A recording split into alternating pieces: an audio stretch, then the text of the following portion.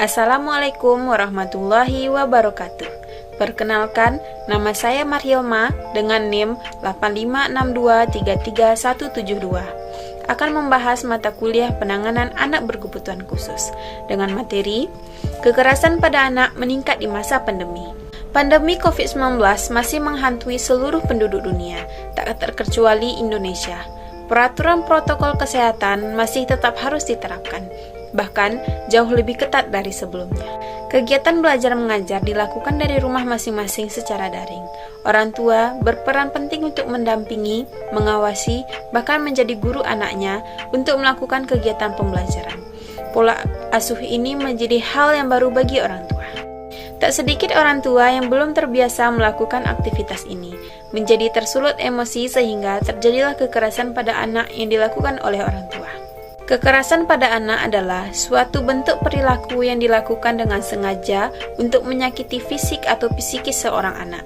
Tujuannya adalah tak lain untuk melukai, merusak, dan merugikan anak. Meskipun tidak ada definisi tunggal tentang kekerasan pada anak, pengertian kekerasan pada anak dari WHO adalah yang paling komprehensif. Menurut WHO, kekerasan anak adalah semua bentuk perlakuan buruk, baik fisik atau emosional, pelecehan seksual, penelantaran atau perlakuan lalai atau eksploitasi komersial lainnya, yang mengakibatkan bahaya nyata atau potensial terhadap kesehatan. Dampak kekerasan pada anak terhadap perkembangan otak. Dunia sebagai tempat yang aman untuk mengeksplorasi dan mengembangkan kemandirian. Anak menemukan kenyamanan dan dukungan dari pengasuhnya ketika sedang stres.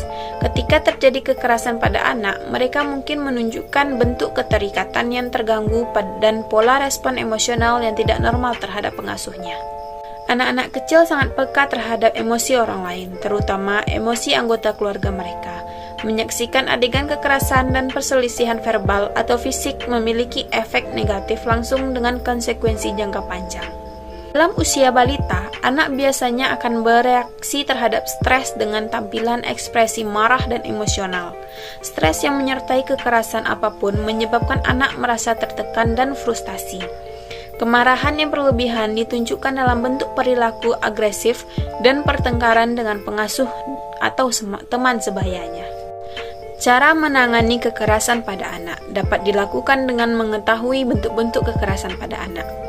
Anak-anak dari usia berapapun harus aman, dan orang tua, pengasuh, orang dewasa di sekitarnya bertanggung jawab untuk menjaga mereka tetap aman. Penanganan selanjutnya, jadilah orang tua yang mengasuh. Di balik perilaku yang mungkin seringkali membuat orang tua kewalahan dan frustasi, tetapi penting untuk diingat bahwa anak tetap perlu tahu ia istimewa, dicintai, dilindungi, dirawat, dan mampu mengejar impiannya. Ketiga, ketahui kapan waktu dan tepat untuk mencari bantuan dan membantu orang lain. Ketika masalah besar dan kecil dalam kehidupan sehari-hari menumpuk sehingga orang tua merasa kewalahan dan di luar kendali, luangkan waktu untuk menenangkan diri, hindari melampiaskan emosi pada anak. Keempat, temukan penyebab dan solusinya, hindari melampiaskan emosi. Mendengar tangisan balita memang bisa membuat frustasi.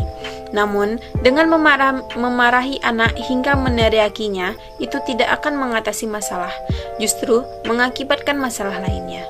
Cara penanganan yang kelima, jangan mendisiplinkan anak saat merasa kesal. Jangan pernah mendisiplinkan anak saat orang tua merasa kesal, frustasi, atau marah. Kendalikan diri sendiri dan perhatikan kata-kata yang digunakan sebelum mendisiplinkan anak. Yang keenam, mendukung program pencegahan kekerasan pada anak. Terlalu sering intervensi terjadi hanya setelah penyalahgunaan dilaporkan. Jadilah suara dalam mendukung upaya pencegahan ini dengan mengambil peran dalam layanan yang membantu kebutuhan keluarga. Nah, itulah beberapa cara mencegah kekerasan pada anak yang bisa diterapkan. Ingatlah bahwa kekerasan pada anak sering menimbulkan trauma yang menyebabkan perilaku berulang pada generasi berikutnya. Sekian presentasi singkat saya. Jika ada salah kata atas perhatiannya mohon maaf. Wassalamualaikum warahmatullahi wabarakatuh.